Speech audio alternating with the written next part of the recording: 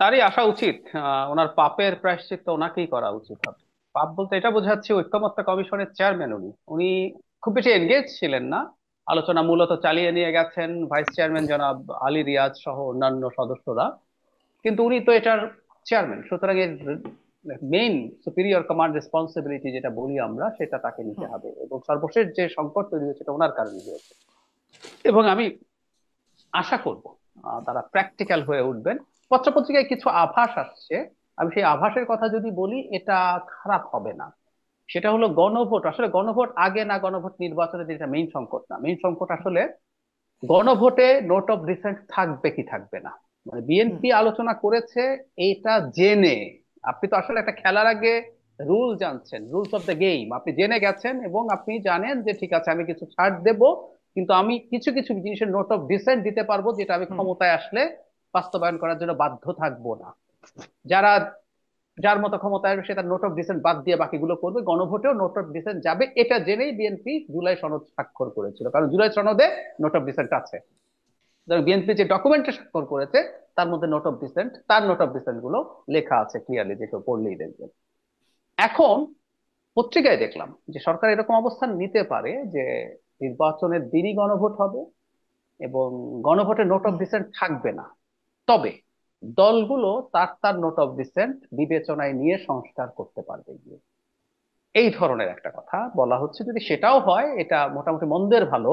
এটা যদি হয় তাহলে আবার ওই যে সমস্যাটা এখন যেটা দাঁড়িয়েছে, আপনি সব পক্ষকে আর আসলে স্যাটিসফাইড করতে পারছেন না। যদি এই আমি যে কথাটা বললাম যদি শেষ পর্যন্ত এটা হয়, তাহলে এটা আসলে জামাত এবং এনসিপি তারা যে ধরনের দাবি জানাচ্ছিল, মানে আমি একটু frankly একটা কথা বলি, জামাতকে আমি সংস্কারের সোল ডিস্ট্রিবিউটর, সোল এজেন্সি নিয়ে নিতে দেখছি। শারমিন, আমরা এই মাঠে বহু বছর ধরে আছি।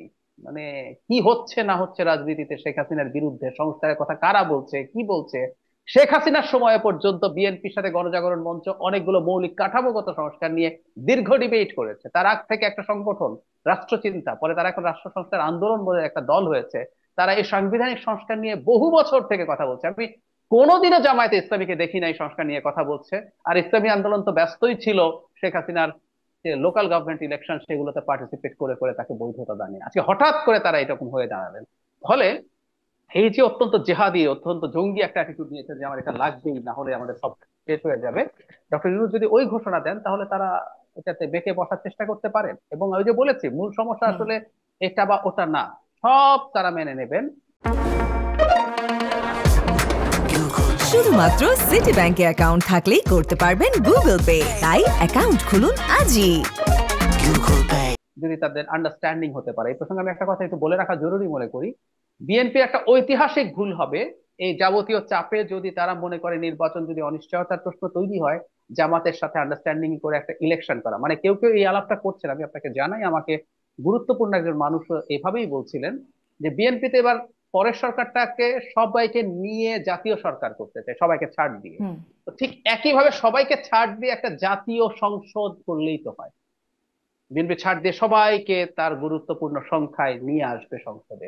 এবং আমাকে এমন একটা নাম্বারও বলা হচ্ছিল বিএনপি 200-র নিচে থাকবে আর 100-র বেশি জামাত সহ অন্যান্য সিট, অন্যান্য যেসব দল আছে তাদেরকে ভাগ করে।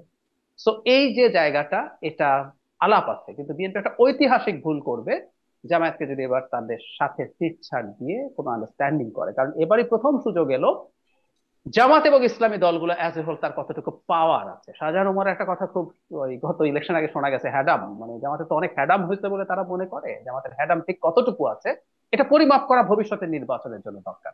At hmm. The same time Jamaat এবং ইসলামী দলগুলোকে অন্য হুম। পাশে সরিয়ে ফেলতে পারলে বিএনপি একটা নিজের ডিফারেন্ট রাজনীতি, সেটা একটা মধ্যপন্থী রাজনীতি করে, সেটা খুব চমৎকার ভাবে এস্টাবলিশড হয়। আবার তার সাথেও যেহেতু কিছু ইসলামী দল আছে নির্বাচন করবে, ফলে মানে বিএনপি কে ও আওয়ামী লীগের মতো একেবারে ধর্মহীন হয়ে গেছে ধরনের প্রোপাগান্ডাও করা যাবে না।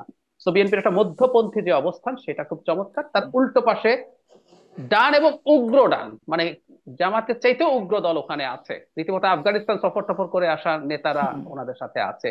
সুতরাং ওই উগ্র ডানকে, ডানের বিরুদ্ধে বিএনপি চমৎকার ভাবে একটা রাজনীতি ডিফাইন করতে পারে, যেটা এই দেশে এবং দেশের বাইরে বিএনপিকে খুব ভালো সুবিধা জি, দেবে।